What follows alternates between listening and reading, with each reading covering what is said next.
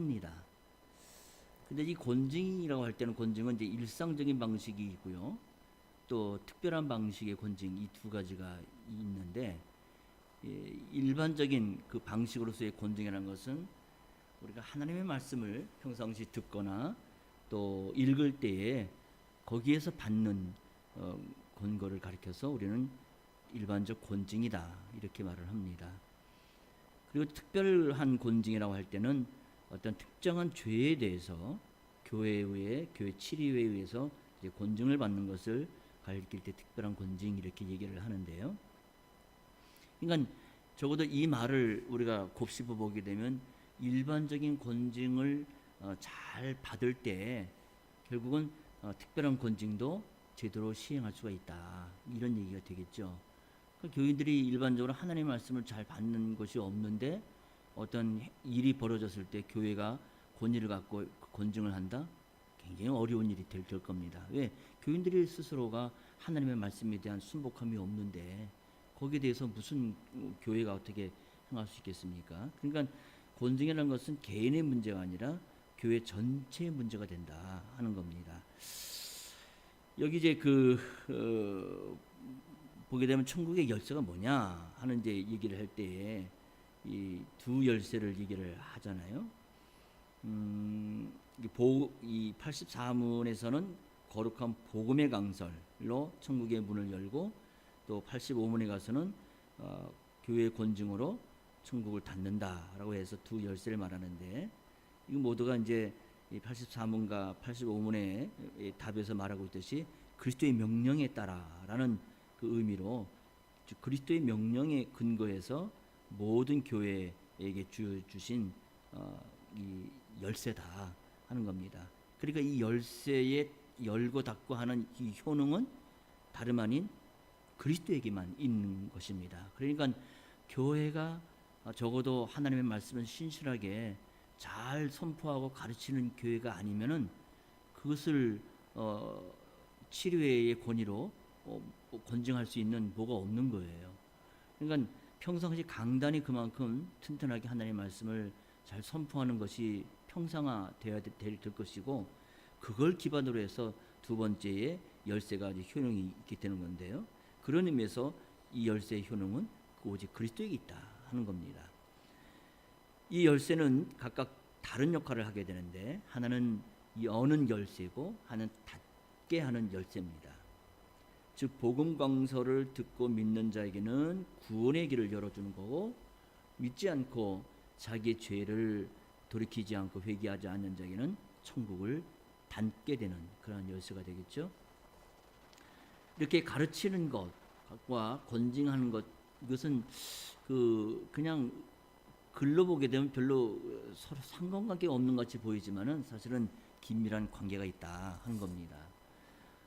우리가 그 성경에서 보게 되면 그러잖아요. 가르쳐서 제자가 되게 하라 하는 말씀을 우리가 잘 알고 있는데 이 가르쳐서 제자가 되게 하는 것과 또 훈계한다는 것은 가까운 말입니다. 그러니까 이 마태복음 28장에서 예수님께서 제자들에게 가르쳐 지키게 하라. 가서 아버지와 아들과 성신의 이름 안으로 세례를 주고 그들을 가르쳐 지키게 하라. 제자 되게 하라 하는 것이 바로 훈계하는 것과 가까운 말이 되는데 영어에서 보면 이제 보통 제자 그러면 이제 disciple 이렇게 말하잖아요. 이제 훈계한다. 그걸 이제 가르친다 할 때는 discipline 이래 가서 같은 이제 어근에서 나온 것을 볼 수가 있습니다. 그러니까 훈계를 통해 배우지 않고 저절로 제자가 되는 법은 없다 하는 겁니다. 그러니까 매를 맞지 않고 좋은 자녀가 되는 법이 없듯이 훈계를 통한 가르침이 없이는 좋은 제자는 나올 수가 없다 하는 겁니다. 이 잠언 29장 15절에도 채찍과 꾸준함은 지혜를 준다 그러잖아요. 또 전도서 12장 11절에도 지혜자의 말씀은 찌르는 채찍과 같고 회중의 스승의 말씀은 잘 박힌 목과 같으니 다 한 목자에 주신 바라 이렇게 말을 합니다. 우리가 잘 아는 디모데후서 3장 16절 말씀 잘 아시죠?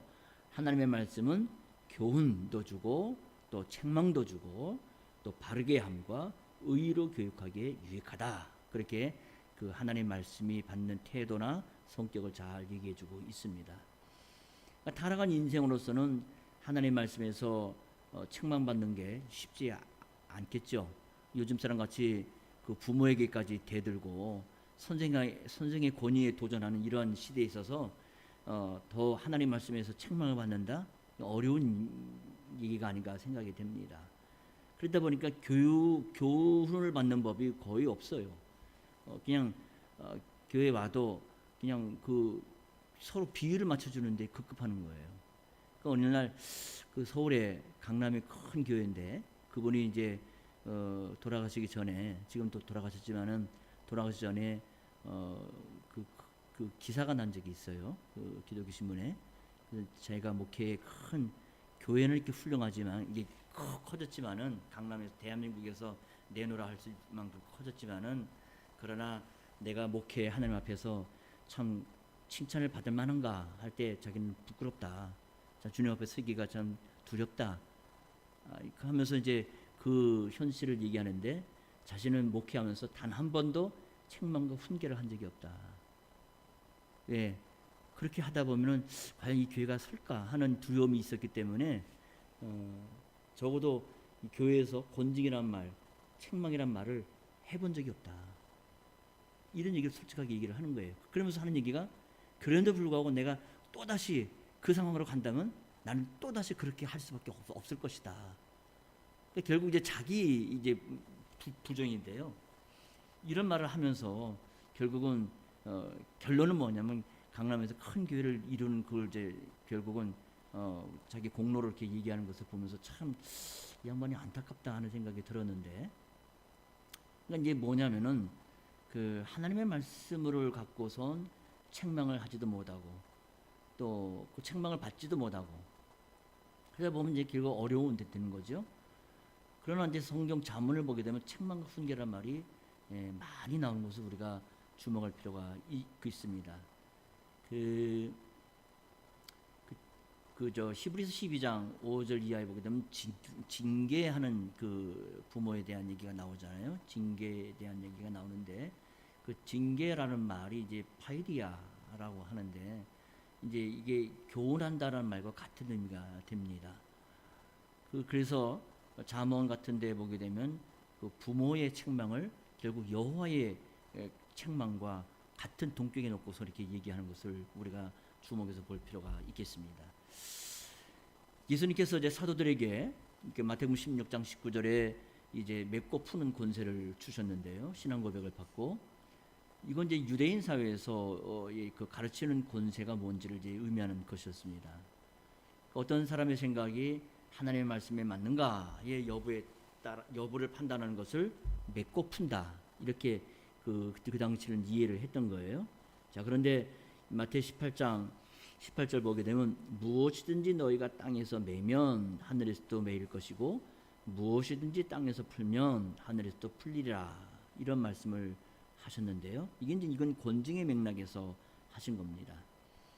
이처럼 이제 가르치는 권세라는 것은 이제 권징의 권세와 분리될 수가 없는 건데, 그리스도에게 권징을 받지 않고자 하는 사람은 결코 그리스도의 좋은 제자가 될 수가 없고, 그러다 보면 그리스도에게서 결코 배울 것이 없게 됩니다. 교회에서 가르치는 것은 그리스도의 복음과 그에 따른 생활에 대한 것이고 인간적인 규제나 사소한 일에 대한 것이 결코 아닙니다.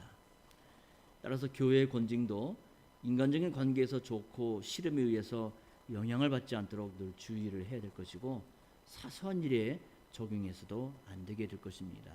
우리 요즘 야고보서 말씀을 보고 있지만은 야고보서의 말씀은 결국 권징의 말씀이에요. 우리가 그 교회 여러 가지 문제들이 있어서 야고보 선생이 하나님의 말씀으로 아주 엄하게 권하고 있지 않습니까? 그게 권징이라는 말이죠. 그러니까 하나님께서는 교회에서 가르치는 직분자에게 경고할 책임을 주셨고 그 일을 하지 않을 때는 피값을 그 심판받는 자들의 피값을 파수꾼에게서 찾으시겠다, 아주 엄하게 경고하시는 말씀이 에스겔서 33장에 나오죠. 직분자는 교인들이 영생에 대해서 그릇된 생각을 갖지 아니하도록 잘 살피고 권고하고 책망할 의무가 있게 되는 겁니다. 그래서 교회에서는 말씀으로 권고하고 또 성찬 때마다 우리 교회 같은 경우 성찬 때마다 그 먼저 성찬 받기 전에 그 가정 신방이 있지 않습니까? 그 신방을 해서 그 가정에 어떤 문제가 있는가, 또 하나님 앞에 공고받을 상황이 뭔가, 이런 것들을 두루 살펴서 이제 공고도 하고 또 이 책망도 하고 이렇게 하게 되는 겁니다. 자, 84문 한번 보죠. 같이 읽어봅니다. 거룩한 복음의 강서를 통하여 어떻게 천국이 열리고 닫힙니까? 답. 그리스도의 명령에 따라 하나님께서 그리스도의 공로 때문에 사람들이 참된 믿음으로 복음의 약속을 받아들일 때마다 참으로 그들의 모든 죄를 사하신다는 사실이 신자들 전체나 개개인에게 선포되고 공적으로 증언될 때 천국이 열립니다. 반대로 그들이 돌이키지 않는 한 하나님의 진노와 영원한 정죄가 그들을 위해 머문다는 사실이 모든 믿지 않는 자와 외식하는 자에게 선포되고 공적으로 증언될 때 천국이 닫힙니다. 이런 복음의 증언에 따라서 하나님께서는 이 세상에서와 장차 올 세상에서 심판하실 것입니다. 그 교회는 이제 항상 복음의 약속을 전파해야 되고 신자가 그 약속을 받아들일 때 천국이 그에게 열리게 됩니다. 그래서 우리가 교회 표지하게 된 세 가지를 얘기하지 않습니까? 첫째는 하나님의 말씀이 바르게 또 풍성하게 온전하게 선포가 돼야 된다. 두 번째는 그 바르게 전한 말씀에 의해서 보이는 그 말씀이 또 시행돼야 된다 해서 성찬의 올바른 시행. 이 성찬이 올바로 시행되기 위해서는 신자들의 생활이 하나님 앞에 온전해야 되겠다. 그 말씀을 바르게 받는 태도가 유지되어야겠다 해서 그 권징의 올바른 시행, 이것을 이제 교회의 세 가지 표지로 얘기를 하지요. 그러니까 이 세 가지를 보고 우리는 교회다 아니다, 또 건강한 교회다 아니다를 판단한단 말이죠. 근데 여기서 이제 신자가 하나님의 복음의 약속을 말씀을 받아들일 때 천국이 그에게 열린다는 겁니다. 여기서 천국이 열린다라는 말은 지금 여기 요리문답에서는 죄를 사하신다라는 걸로 이제 표현하고 있는데요. 의로운 하나님께서 통치하시는 천국에서는 죄가 없고 또 죄의 결과로 말미암은 비참함도 없는 나라죠. 교회에서 선포하는 이 말씀의 핵심이라는 것은 결국 죄 사함의 사죄의 복음입니다. 그리고 이 말씀을 믿을 때 효력이 있게 됩니다.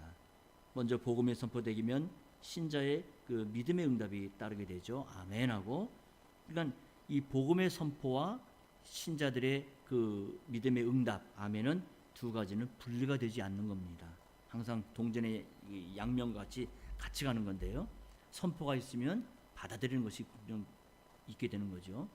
그러니까 복음의 약속을 받아들이는 것은 과거에 일어난 우리가 예수 믿을 때 처음 일어나는 그런 한 번의 사건만이 아니고 교회에서 복음이 매 주일마다 그 약속의 복음으로 선포가 될 때마다 사죄의 복음이 신자들 전체에게 또 개개인에게 선포가 되고 그것은 공적으로 증언이 되는 겁니다. 우리가 그 말씀을 선포될 때 그것은 공적으로 확인되는 것이고 하늘의 천사들도 그 장면을 보고 증인이 되는 겁니다. 마치 목자가 양무리를 인도하면서 각각의 이름을 불러대듯이 주님께서는 교회의 직분자를 통해서 공적으로 말씀을 선포하시고 증언하시지만 또한 성신께서 각자 사람의 마음에 그 말씀을 가르쳐 주십니다.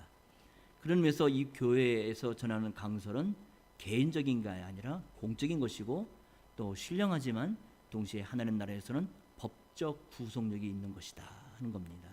우리가 대한민국 헌법에 있지만은 그 헌법을 국민들 앞에 그 이 조항을 그 사안에 따라서 그 얘기를 해 주지 않습니까? 여러분들이 차를 몰고 다닐 때마다 어떤 교통 신호를 위반했다거나 어떤 그런 그 이 교통법을 위반했을 때는 이 당신이 지은 죄는 도로교통법 몇 조항 몇 항에 의해서 이러한 벌점을 부과할 것입니다. 또는 무슨 또 여러분들이 어떤 그 실수를 했을 때는 이것은 어떤 이 민사법에 의해서 또는 형사 몇 조에 의해서 이런 것을 당신이 법을 저지른 겁니다. 이렇게 이제 얘기해서 법적인 어떤 행위를 해 나가잖아요. 그런 식으로 교회 강서라는 것은 공적인 것이고 또 법 하나님 나라에서의 법적인 구속력이 있다 하는 겁니다. 그래서 교회는 복음의 약속을 말씀으로 선언하고 성례를 통하여 공적으로 나타내고 성신께서는 그러한 은혜의 수단을 쓰셔서 천국으로 그의 백성들을 들이시는 겁니다. 이렇게 그리스도께서는 이 세상에 계실 때 복음을 전파하시면서 사죄를 선언하셨고 또 심지어 병자를 고치실 때도 단지 네 병이 낫다 이렇게 병만 고치신 게 아니라 어떻게 하셨죠? 네 죄가 사함받았다 해서 그 사죄의 권한을 주셨잖아요. 부활하신 그리스도께서는 이렇게 죄를 사하시는 권한을 사도들에게 주시면서 그들을 보내셨습니다. 예수님께서는 십자가 부활로 구속의 일을 이루신 다음에 그것을 이 사죄의 복음을 전파하게 하셨고 보내시면서 너희가 네 죄든지 사하면 사해질 것이요 하시면서 죄를 사하는 권세를 주셨습니다. 이 말은 이 죄를 사하는 권세가 예수님에게 보냄을 받은 사도들 각자의 개인의 권세가 아니라 그건 사죄의 복음을 전해줌으로써 행사가 되는 그러한 권한을 주신다 하는 겁니다. 그것은 이제 곧 사도의 복음을 받는 사도의 복음을 전하는 교회가 위임받는 일이 된 거죠. 그러니까 그리스도께서 사도들을 보내셨지만 승천 직후부터 이 일을 하도록 하지는 않으셨습니다. 성신이 임하기 전까지는 예루살렘을 떠나지 말도록 하심으로 사도들의 전파가 그들의 인간적인 성실성에 근거하지 않고 성신의 능력 안에서 이루어지게 그렇게 하신 겁니다. 따라서 이 사도들이 갖고 있는 사제권이라는 것은 가톨릭 교회에서 말하고 있는 그와 같이 이 사도의 사제권을 개인으로 보기 때문에 이 교회의 그 신부 이 성직자들의 개인적 권한으로 얘기한다거나 교황이 갖고 있는 개인적 권한으로 얘기를 하게 되는데요. 그게 아니라 사도의 사도권은 개인적인 것이 아니라 그가 받은 사명과 관련해 이해를 해야 된다 하는 겁니다. 사도가 어떤 개인의 죄를 용서해 주면 주님께서도 용서해 주신다는 그런 말이 아닙니다. 주님께서 사도들에게 사도의 복음을 전하게 하셨기 때문에 그 전하게 된 그 복음의 말을 듣고 사죄를 얻기도 하고 그 복음의 말을 믿지 않으면 정죄를 받기도 하는 겁니다. 주께서 공적인 권한을 사도들에게 주셨기 때문에 그리스도께서 보내신 자의 말을 듣게 되면은 그리스도의 말을 듣게 되는 것이고 또 그리스도께서 보내신 자의 말을 듣지 않으면은 결국 그리스도의 말을 듣지 않는 것이 되는 겁니다. 이 말은 그만큼 말씀을 전하는 자도 그만큼 주님의 고난으로 말씀을 전하기 때문에 매우 조심해야 될 것이고 자기 개인의 말, 사람의 말을 전하는 일이 없도록 늘 조심해야 된다 하는 점이 이 안에 담겨 있겠죠. 사도 시대가 끝난 다음에도 이 사도적 전통에 있어서 복음을 전하는 자에게는 주께서 동일한 권한을 주시고 그 권한이 오늘 주의 교회에 있게 되는 겁니다. 주께서는 이 일을 이루실 때마다 세상 끝날까지 너희와 함께 하겠다 이렇게 약속하셨죠. 그래서 그리스도의 자신의 말을 듣는 것은 결국 그리스도의 말을 듣게 되는 것이다 하는 겁니다.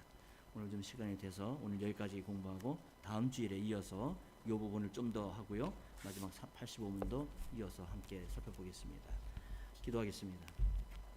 걸어가신 주님, 오늘 아침에 저희들이 이 천국의 문을 여는 열쇠 두 가지를 우리가 생각하면서 하나는 복음의 말씀을 전하는 것으로 나타나고 또 하나는 그 복음의 말씀을 듣고 순종하지 아니하는 자에 대해서 그 천국의 문이 닫히는 권징에 대한 사실을 잠시 생각해 보았습니다.